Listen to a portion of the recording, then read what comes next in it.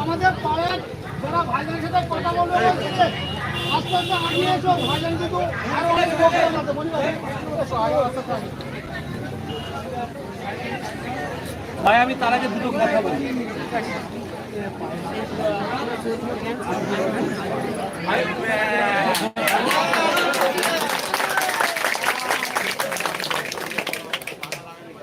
ভাই, রাস্তাটা ক্লিয়ার রাখবেন, প্রথম অনুরোধ আমার। রাস্তাটা মানুষ যাতে চলাচল করতে পারে তার ব্যবস্থা রাখবেন। আমি এখানে উপস্থিত হয়েছি আইএসএফ এর নেতা হিসাবে নয়, আমি এখানে উপস্থিত হয়েছি ভাঙড়ের বিধায়ক হিসাবে।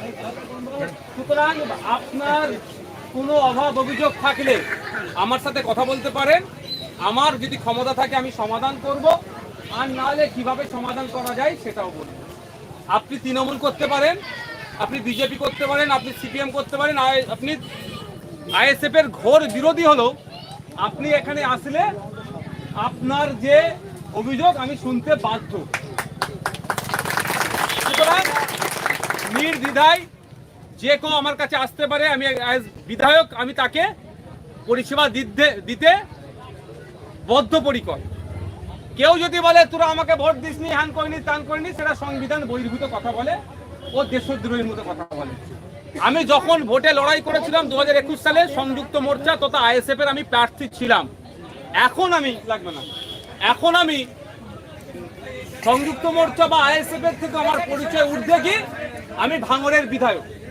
সুতরাং ভাঙড়ের প্রত্যেকটা মানুষকে পরিষেবা দেওয়া আমার দায়িত্বে পড়ছে।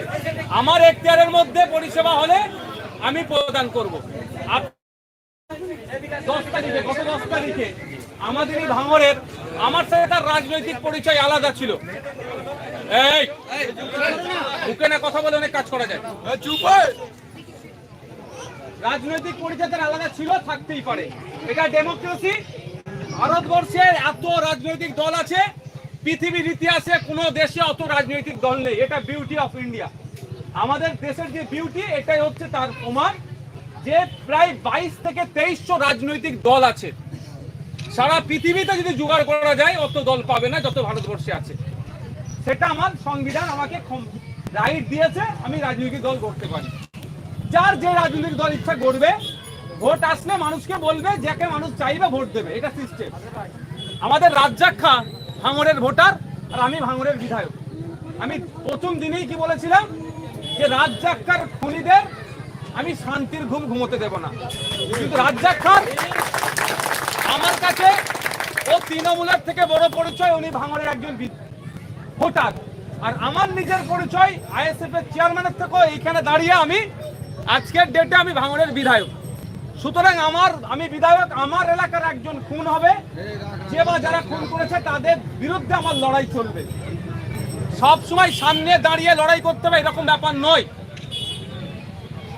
আমি এটাও পরিবারকে জানিয়েছি, আমার মাধ্যম দিয়ে প্রয়োজনে ব্যাকডোর থেকে আমি সহযোগিতা করব, কিন্তু রাজ্জাকার খুনিদের কিন্তু আমি শান্তির ঘুম ঘুমোতে দেবো।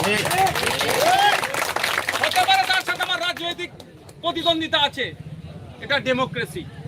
যাকে ভালো লাগে বিজেপি করে, যাকে ভালো লাগে তৃণমূল করে, যাকে ভালো লাগে আইএসএফ করে, যাকে ভালো লাগে সিপিএম করে, আরো অনেক দল আছে। ভালো যার লাগবে সেটা করবে। এটা আমার দেশ সেই স্বাধীনতা দিয়েছে, আমি এটা আটকাতে পারবো না। যারা আটকাতে চায়, আমি মনে করি দেশের আইন বিচার ব্যবস্থার বাইরে যারা যে কাজ করে, আর দেশের আইন বিচার ব্যবস্থাকে যারা ধ্বংস করতে চায় তারা কি দেশদ্রোহী, তাদের জায়গা আগামী দিনে জেলে হবে। আজকে আমি একজন বিধায়ক হিসাবে আপনাদের সামনে উপস্থিত হয়েছি। আপনারা আপনাদের অভাব অভিযোগ আপনি আমাকে জানাতে পারেন, আমার ক্ষমতা অনুযায়ী আমি সমাধান করব। আর না হলে আমি যখন আইনসভার মধ্যে যাব, বিধানসভাতে গিয়ে সেটা মন্ত্রীকে বলবো যে চালতা বেরিয়ে এই প্রয়োজন আছে, এইগুলো দিতে হবে। যেমন আগে আমি এসেছিলাম অনেক পাড়াতে ঘুরেছি, অনেক মায়েরা এসে আমাকে অভিযোগ করেছিল যে বিধবা ভাতা তারা পাচ্ছে না, স্বামী মারা গিয়েছে 10 বছর 8 বছর বিধবা ভাতা পাচ্ছে না।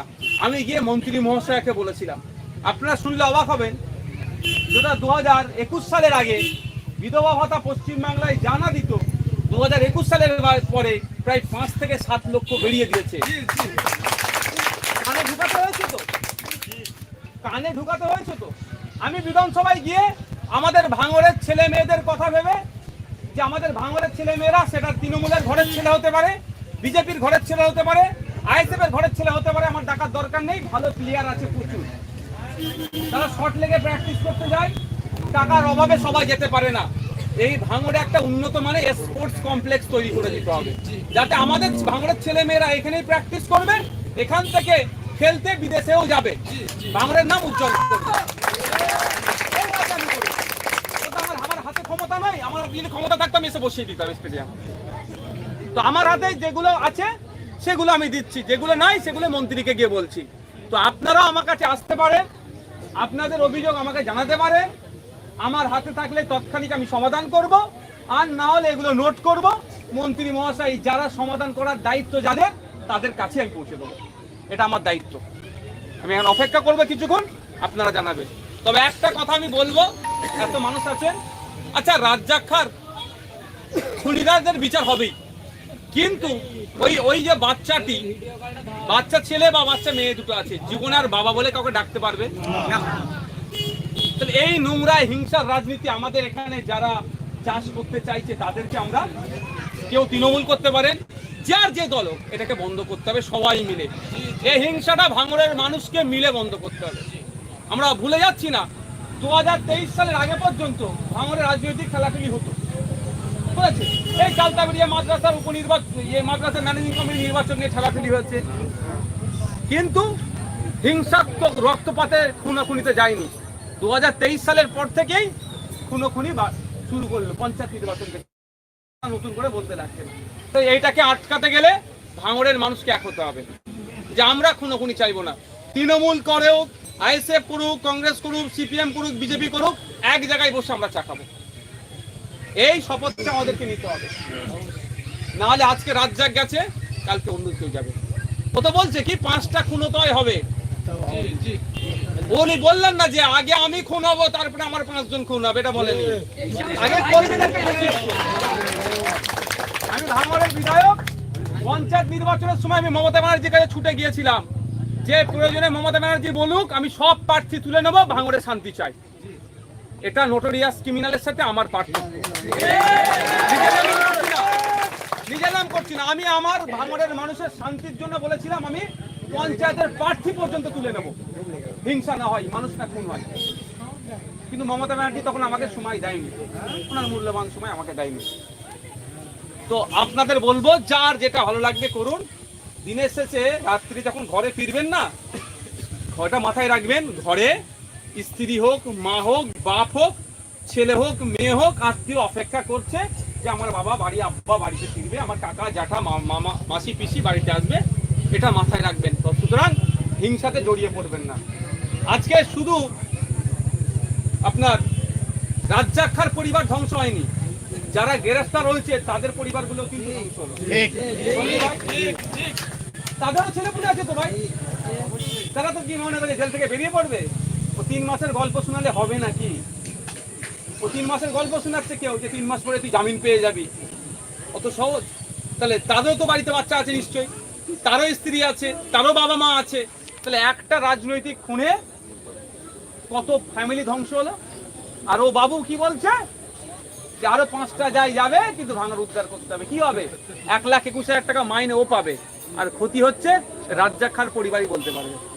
চাকরিটা এখনো দিত না, আমি চিৎকার চেঁচামেচি করার পরে তড়িঘড়ি চাকরি দিয়েছে।